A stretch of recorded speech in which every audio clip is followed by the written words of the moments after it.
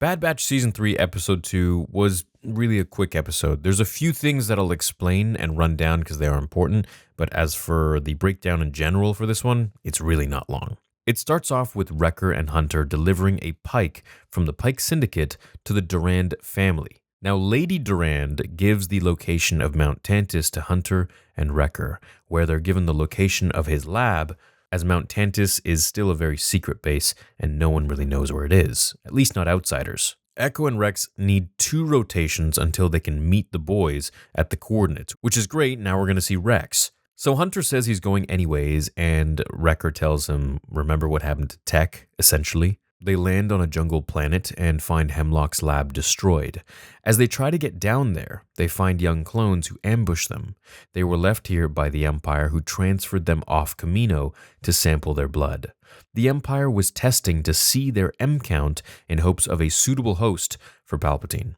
They get attacked by slithervines that the Empire created as some sort of experiment, which is why they abandoned the lab after it got out of control.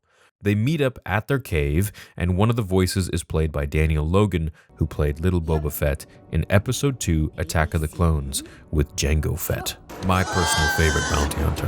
They head to the lab where there's a control room, told to them by the little clones, with a control panel that still gets a signal out there, but there's no power. So they go to jumpstart the power.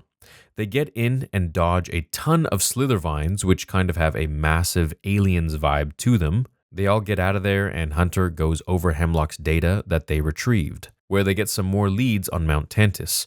But first, they decide to drop the 3 off with Fat Mace Windu on that tropical island. Mace Windu granted the rank of Sushi Master.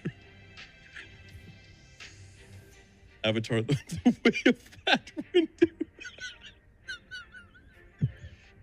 He tells them that they can make their own path and be something other than a soldier. So the end of the episode here, and again, it's a bit of a filler, sure, but it does double down on the autonomy of the clones and that they can choose their own lives instead of being brainwashed, expendable clones like the Empire wanted them to be. Also, we get the mention of Fat Mace, and Rex is returning soon. Awesome. Can't wait for him to save Omega or go to the facility and we can see what happens. Because as of right now, the boys don't know that she actually does end up escaping, unless she contacts them. But I guess we'll see. On to Episode 3.